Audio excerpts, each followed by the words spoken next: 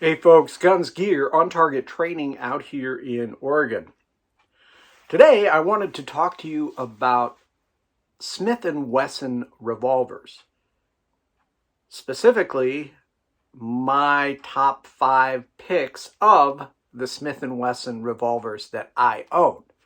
So you may have Smith and Wesson revolvers that you like better that I don't own, and therefore I can't talk about them and say these are my top 5 of the 8 Smith and Wesson revolvers that I own. Before we get started, if you enjoy our content, please like, share, subscribe. We're getting close to the 100,000 subscriber mark, and I really would appreciate your help to push us over the top and hit that number. As many of you who have been following my content know, I'm a fan of Smith and Wesson products. I've been shooting the M&P Smith and Wesson pistols for, 10, 12 years now. For whatever reason, they fit my hands very well. And I have put, tens of thousands of rounds through many different 9mm Smith and Wesson M&P pistols with great consistency, accuracy, and overall performance. However, today we're talking revolvers. I would love to know what your favorite revolvers are, and I hope you will share that with us in the comments. I am not necessarily someone who would define myself as a revolver guy, but as an instructor and as someone who really enjoys firearms, I have found a special place in my heart for revolvers.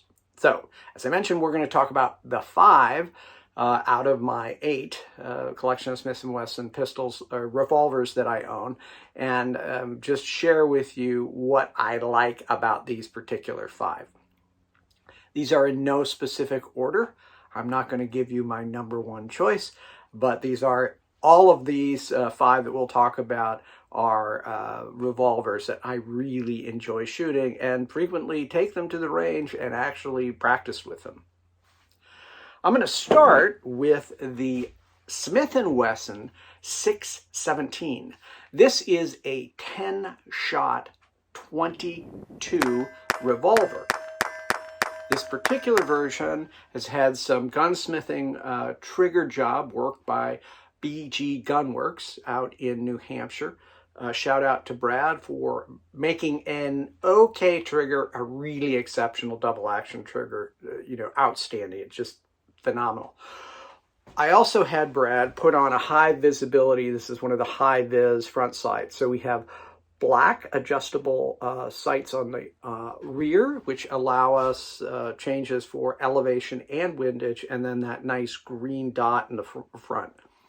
So why do I like this revolver? Well, it's big, it's heavy, and it is a joy to shoot because there is no recoil.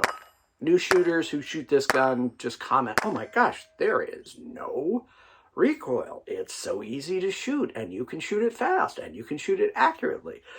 I also like the fact that it holds 10 rounds. That's kind of nice.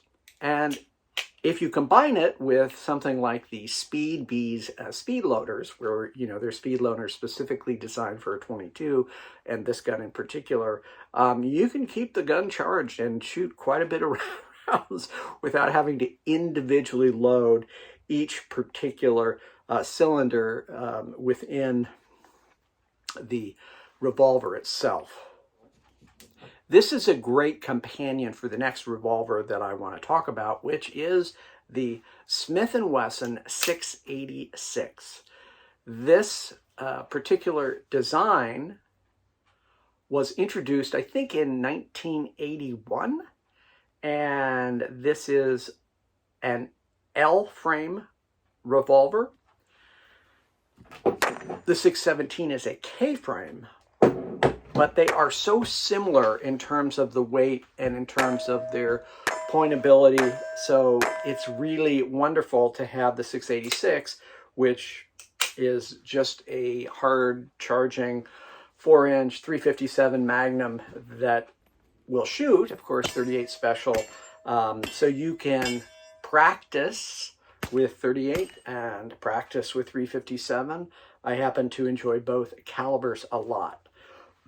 This gun has had a slight trigger upgrade. I purchased it from someone who used to shoot revolvers in IDPA, and he got out of that, and I knew him, and I said, oh, I really like that revolver. Let me purchase it from you. And so this was back in New Hampshire probably 10 years ago, and have owned it ever since and have really enjoyed it. Put thousands of rounds through it, and it's been absolutely reliable performer. So really enjoy that. All right.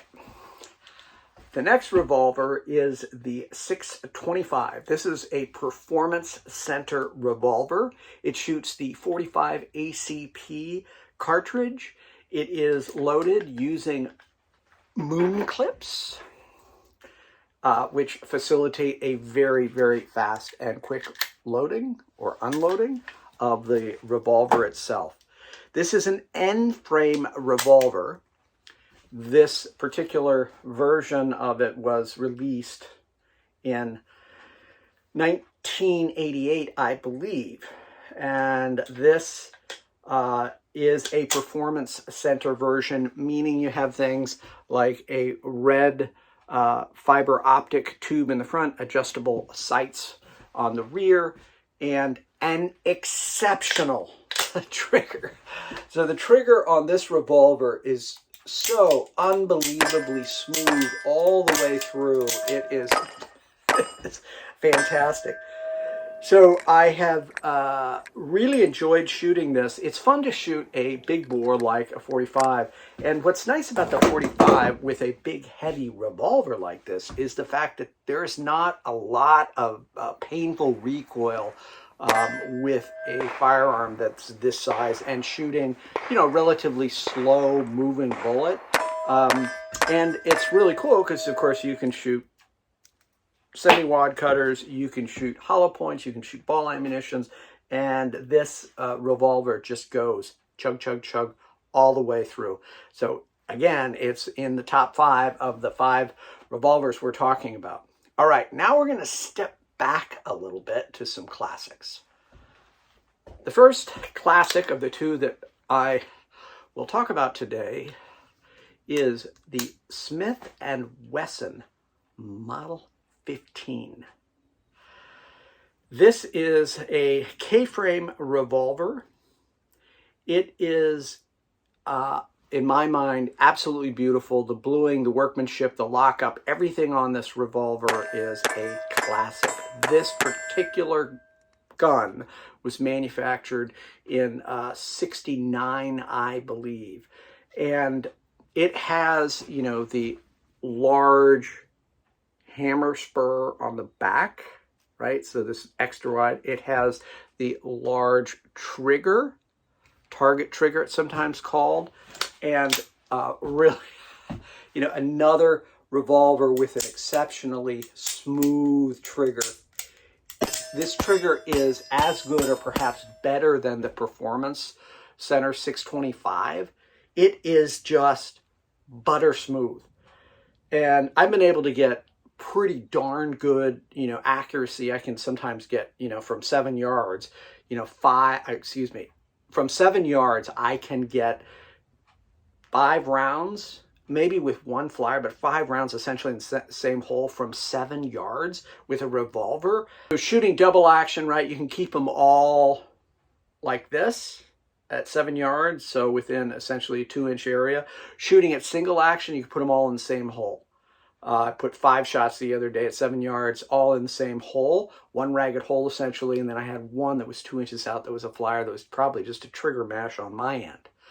So this revolver is, again, a classic. It's a Smith classic. It is a joy to shoot all day long. 38 special wad cutters, semi-wad cutters, ball ammo, whatever you want. It is a amazing revolver. You can tell I sort of like it. And finally, last but not least, the Model 19. The Model 19 was a collaboration between Smith and Wesson and the famous Border Patrol gunfighter in instructor, Bill Jordan. And what they wanted to do was come up with essentially a 357 Magnum with a 4-inch barrel. And they wanted to give it some of the characteristics from the K38 or Model 15. And again, we have this large, very, very large trigger that we have. We have this large hammer spur on the back, classic Smith look. Doesn't have the complete full underlug. Goes out to about 3 inches there, 2.5 inches. But the fit and feel of this 357 Magnum is absolutely beautiful. Again, really great trigger. Oh my gosh, it is so smooth. Good stuff. So folks, I'm sure there are a lot of other great revolvers, and whether they're Rugers or Smiths, whatever you own, I just happen to think revolvers, even though some people would say, well, you don't have the same capacity, you only have 6 rounds, on and on, they're slower to reload, whatever, all fair points. But just in terms of a classic firearm, there is nothing like a well-made Smith and Wesson revolver, particularly the Model 15, the Model 19, even the Model 10, right? I have a very old, well-used Model 10 that is, it's beat up. It's been put through some hard use, obviously, and it's probably a 70, 80 years old. The thing still shoots great. So when it comes to revolvers, don't knock them until you try them. And if you try them, you will find that shooting double action and working that smooth double action trigger press all the way through it, and having to have the discipline to have a nice trigger press where you keep the sights aligned, will really help it when you shoot striker fired or single action semi-automatic pistols. In fact, it's almost amazing how much better your marksmanship gets from shooting a double action revolver. Well, folks, that's all we have for today. I really appreciate each and every one of you. Finally, and as always, stay safe.